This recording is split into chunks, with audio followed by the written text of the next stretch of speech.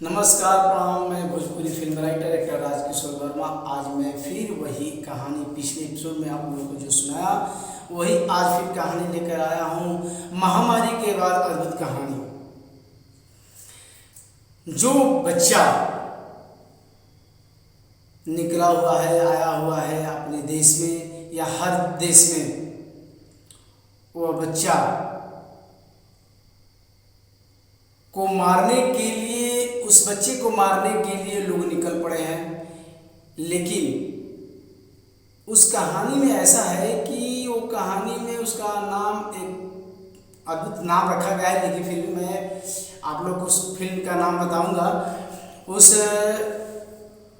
Corona के पिता उसके जंगल में, बहुत दूर जंगल में लेकर चले जाते हैं, वहीं पालते पोसते हैं।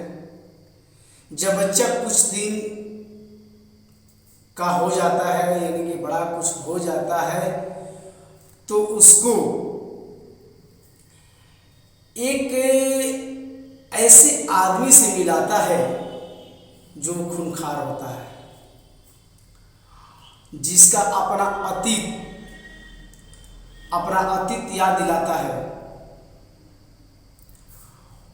वह फुटबॉल का मशहूर खिलाड़ी है। अब कैसा है, क्या नहीं है, लेकिन वो फुटबॉल का खिलाड़ी है। उसका हाथ 2.5 किलो का है। आप मत समझिएगा कि हिंदी फिल्म के सनी देओल का 2.5 किलो का हाथ है, वो वास्तव नहीं है। उसको लोग बिग मैन के नाम से पुकारते हैं। उस फिल्म में बिग मैन के नाम से लोग पुकारते हैं। और ये कहानी अपने भारत में ही नहीं, पूरे देश में फैला हुआ है, जिससे आपको इंसानों और जानवरों के बीच घटती दूरियां दिखाई दे रही है। हर इंसान की दूरियां दिखाई दे रही है। कोई किससे मिलने नहीं जाता है। ऐसी स्थिति बनी हुई है अपने देश में ही नहीं, बल्कि अपने घर में ही। यदि अपने घर के इकलौता बेटा हो या कोई और हो, यदि कहीं बाहर से आया हुआ है तो उसको घर के अंदर आने नहीं दिया जाता है, उसको घर के बाहर ही कर दिया जाता है। ऐसी स्थिति बनी हुई है। क्या विडंबना है। जो कमा कर खिला रहा है, वो घर आने के बाद उसे घर से निकाल कर बाहर कहीं स्कूल या कहीं जगह पे उसे बैठा दिया जाता है। आपातकाल में इंसान के प्रति बदलाव रवैया जो चल रहा है, वह दिखाई देता है कि अगर कोरोना काबू में न किया गया होता तो देश में क्या होता। लेकिन जो भारत सरकार ने जो ये अपना हथकंडा अपनाया, जो लॉकडाउन करके, उस देश में हर जगह आज स्थिति अभी फिलहाल में ठीक है, नहीं तो अभी और क्या हो जाता है। इससे जो खास तौर से जो उस फिल्म में कोरोना का नाम एक गस नाम से पुकारा जा रहा है। उस गस को ऐसी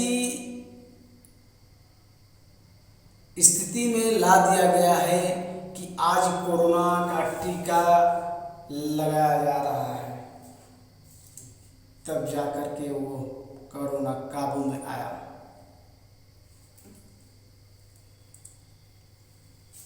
उसकी मासूमियत इतनी और उसकी बाल को सुलभ कोशिश की गई है कि वो अदाकारी पे एक नंबर वन है।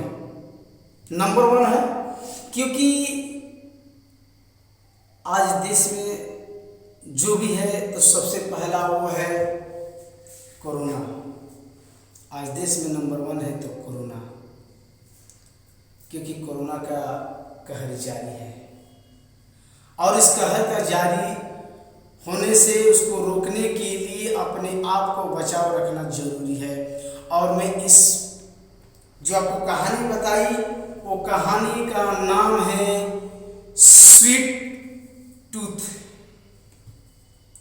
स्वीट टूथ, स्वीट माने मीठा होता है, सांप जाल लगा के घूम रहा है।